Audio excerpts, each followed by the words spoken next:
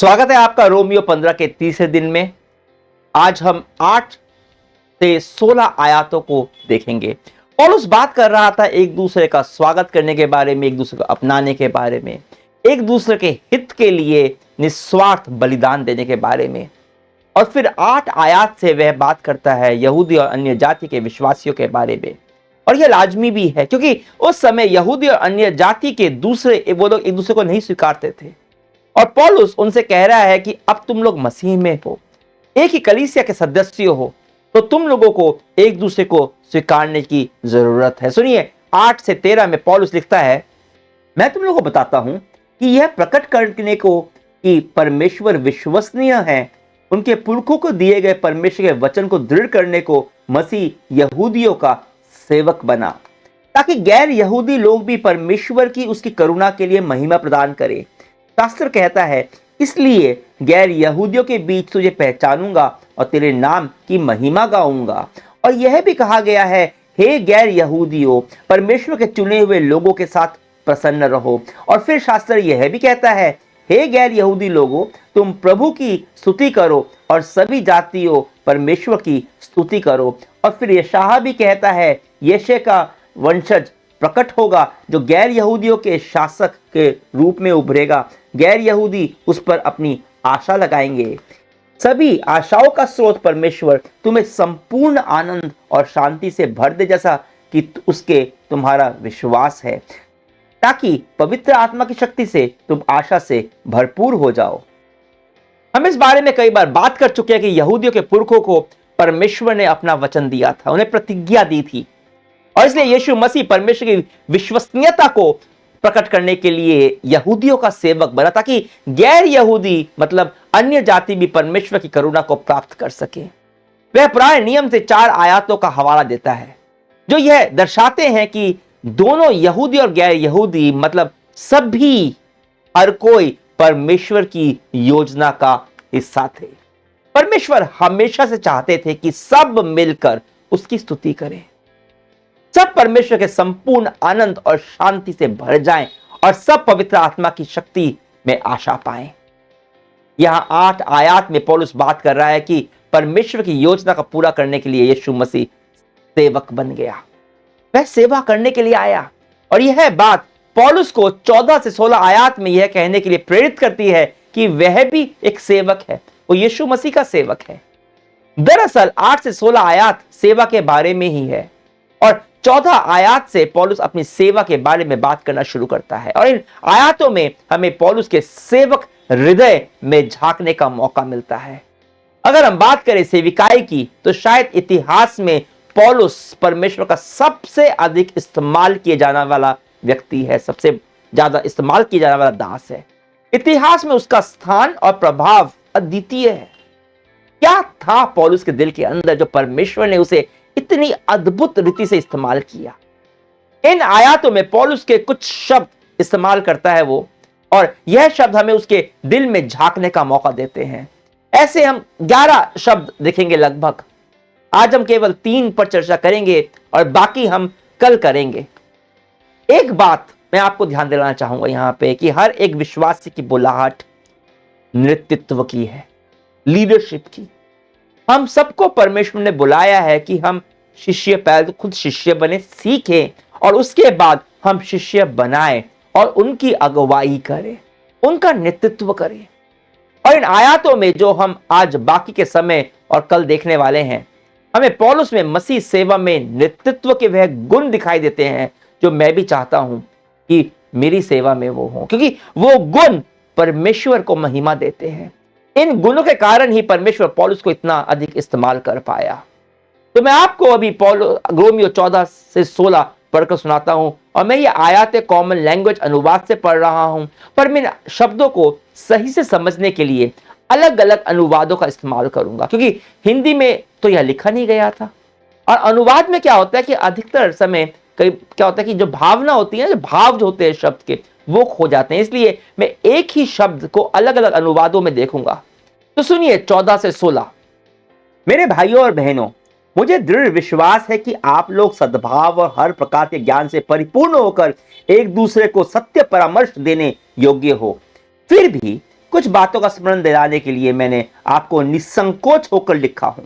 परमेश्वर ने मुझे यह अनुग्रह मिला कि मैं गैर यहूदियों के लिए यीशु मसीह का जन्म सेवक बनकर परमेश्वर के शुभ समाचार की सेवा पुरोहित के रूप में कर सकूं, जिससे गैर यहूदी पवित्र आत्मा द्वारा पवित्र किए जाने के बाद परमेश्वर को अर्पित और सुग्राह्य हो जाए।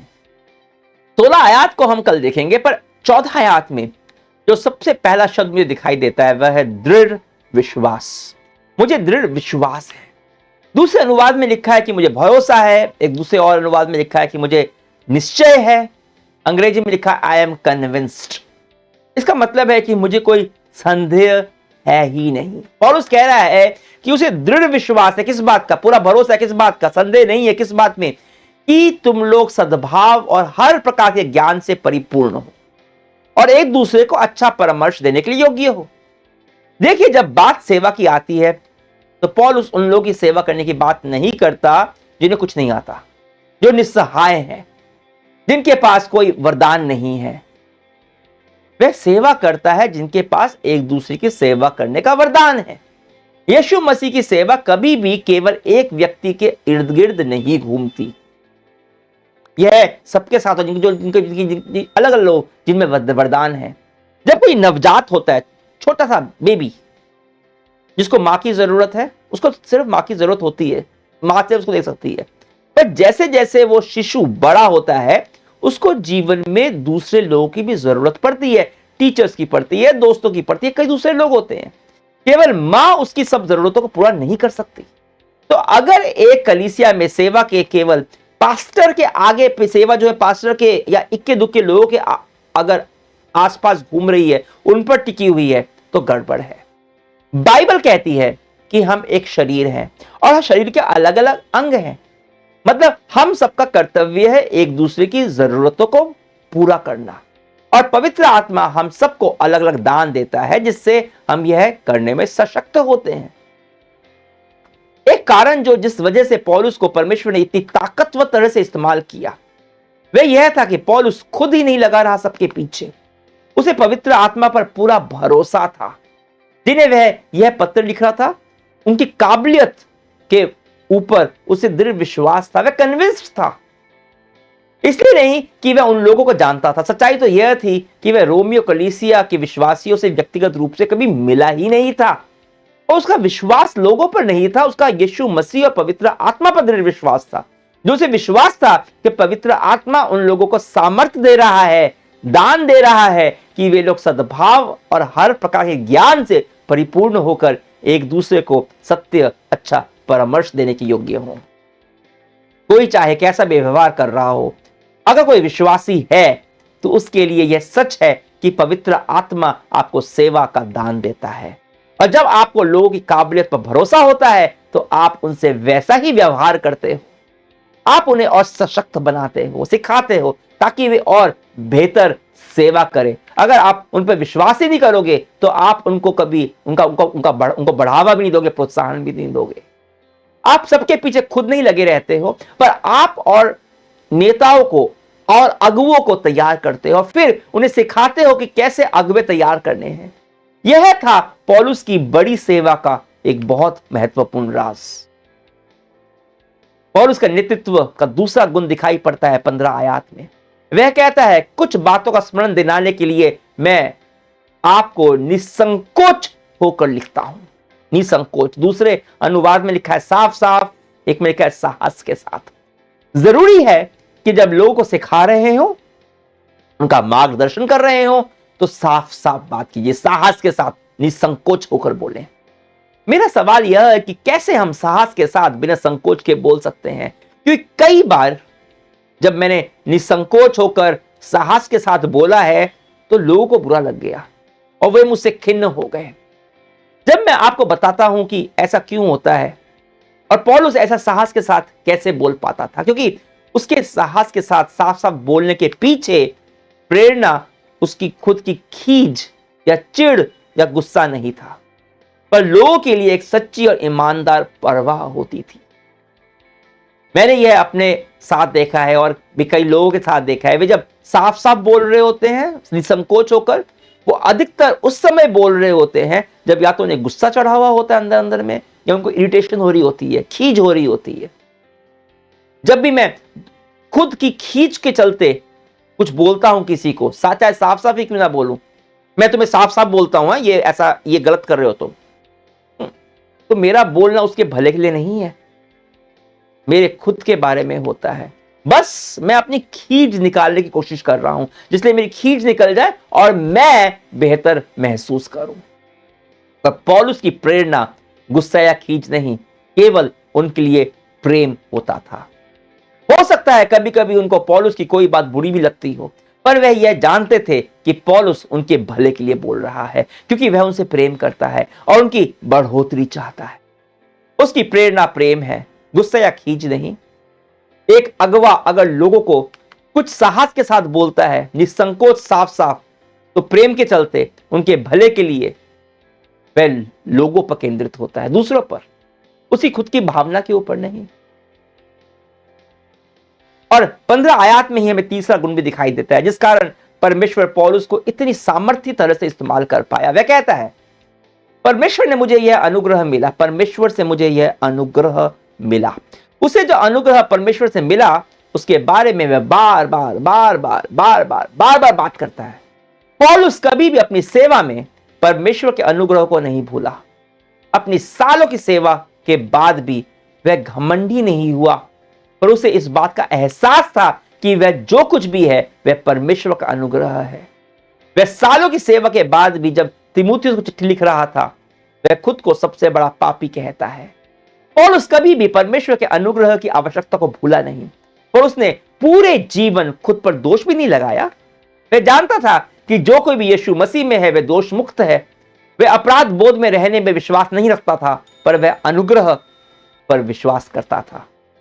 तो वह अपने आप को लेकर ईमानदार था और परमेश्वर के अनुग्रह को लेकर वह आभारी था। जब मुझे एहसास रहता है कि मैं जो कुछ भी हूं तब अनुग्रह के कारण है, तब मैं सेवा करते हुए जो कुछ भी करता हूं वह उसके अनुग्रह के प्रति मेरा आभार की प्रतिक्रिया होती है। जब भी आपको लगने लगे कि मैं खुद में बहुत लायक हूं, या आपको लगे कि मैं अपनी सेविकाई का मालिक हूं और यह मेरा अधिकार है, मुझे मिलना ही चाहिए, जब यह भावना अंदर आने लगे, तो इसका उत्तर है अनुग्रह। जब आप अनुग्रह को याद करते हो, तो आप परमेश्वर के क्रूस को याद करते हो और आप नम्र बने रहते हो। आपकी सेवा जो यीशु ने किया उसका प्रति उत्तर होती है। आइए यीशु को उसके अनुग्रह के लिए धन्यवाद दें। यीशु, अनुग्रह के लिए तेरा धन्यवाद, जो तूने मेरे पर बहुतायत से उड़ेला। हम कोई भी इसके योग्य नहीं थे, और अब जब हम तेरी सेवा के लिए तैयार हो रहे हैं, हमें हर समय तेरे अनुग्रह का स्मरण रहे। हमें अपनी अपनी सेवा के लिए जिस भी मुकाम को हासिल करे, हमें इस बात का हमेशा ध्यान रहे कि सब तेरे अनुग्रह के चलते हैं। हम खुद में कुछ भी नहीं, पर तेरे अनुग्रह के कारण है। हमारी सेवा तेरे अनुग्रह की प्रतिक्रिया मात्र है। यीशु, तेरे नाम से प्रार्थना करते हैं, आमीन। कल हम पौलुस के बाकी के गुणों को देखेंगे, जिस कारण परमेश्वर ने इतनी जबरदस्त तरह से उसका इस्तेमाल किया। तो कल तक के लिए अनुमति दीजिए। परमेश्वर की महिमा हो।